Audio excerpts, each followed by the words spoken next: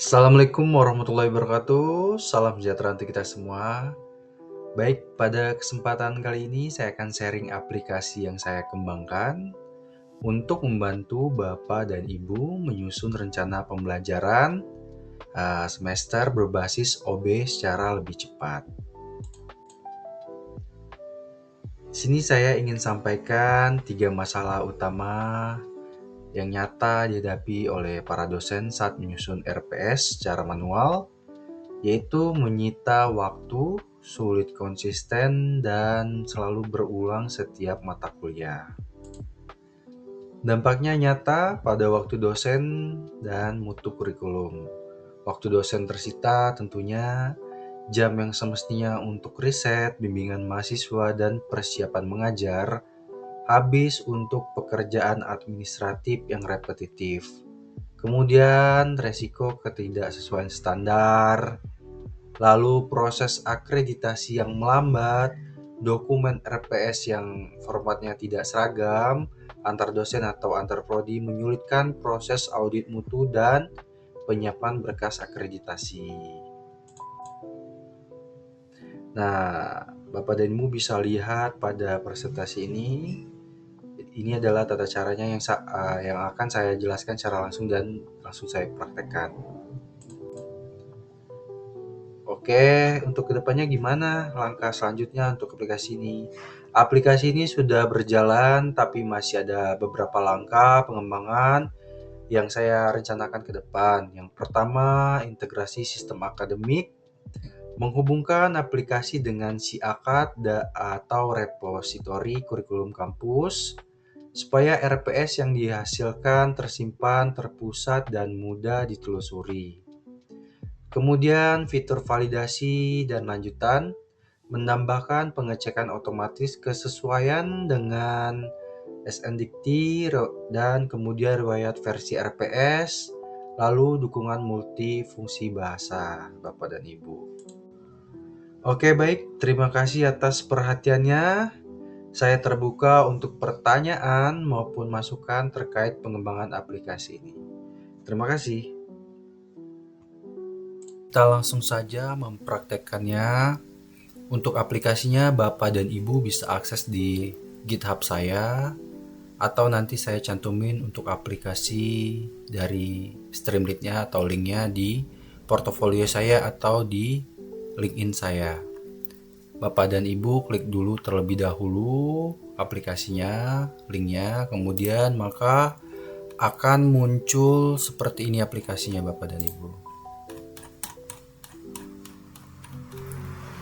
Nah, di sini saya ingatkan bahwa Bapak dan Ibu harus daftar terlebih dahulu untuk API dari Gemini-nya. Pendaftaran dan penggunaannya full secara gratis Bapak dan Ibu. Kita masukin API kita, kemudian kita enter.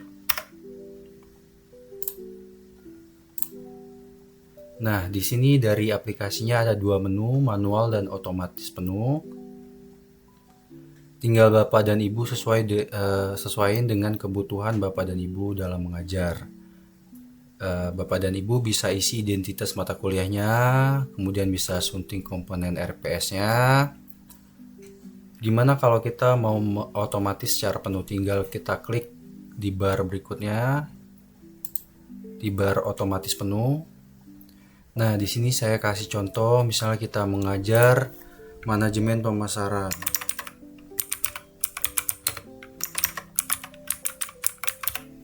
Tinggal kita enter, kemudian berapa SKS nih? 3 SKS. Semester 3. Kita enter lagi. Lalu kita scroll ke bawah, kemudian klik generate RPS secara otomatis. Nah, di sini memakan waktu sekitar 1 menitan Bapak Ibu. Untuk identitas mata kuliahnya sendiri bisa disesuaikan dengan kebutuhan Bapak Ibu. Diisi sendiri juga bisa.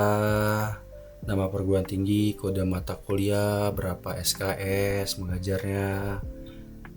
Kemudian mata kuliah apa yang diajarkan, tanggal penyusunannya, tanggal berapa. Bisa disesuaikan kembali Bapak Ibu. Kita scroll ke bawah lagi, RPS berhasil digenerate, silakan periksa dan sunting. Hasilnya di bawah sebelum diunduh. Nah, ini saya langsung unduh saja ya.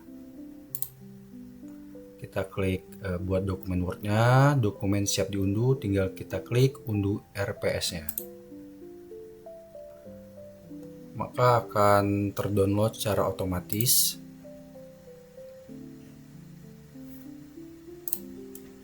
Berikut hasilnya kalau kita generate secara otomatis maupun secara manual tadi. Perbedaannya kalau manual kita isi sendiri kemudian akan membentuk seperti ini Bapak Ibu. Nah, di sini bisa kita lihat langsung otomatis baik dari capaian pembelajarannya, kemudian bahan kajiannya, materi pembelajaran, lalu ada pustakanya atau referensinya, dan rencana pembelajaran mingguannya. Di sini saya ingatkan kembali Bapak dan Ibu, hasil ini bisa jadi titik awal yang sangat menghemat waktu, tapi tidak bisa dianggap otoritatif begitu saja, terutama untuk CPL-nya. Harus sinkron ke dokumen resmi dan tentunya pustakanya atau referensinya kita harus perhatikan dulu nih, sesuai nggak sama yang kita ajarkan. Ini justru alasan kenapa desain aplikasi yang saya kembangkan sudah saya buat agar semua hasil tetap muncul di editor yang bisa disunting, bukan langsung ke file akhir. Baik Bapak dan Ibu, semoga bermanfaat ya. Terima kasih.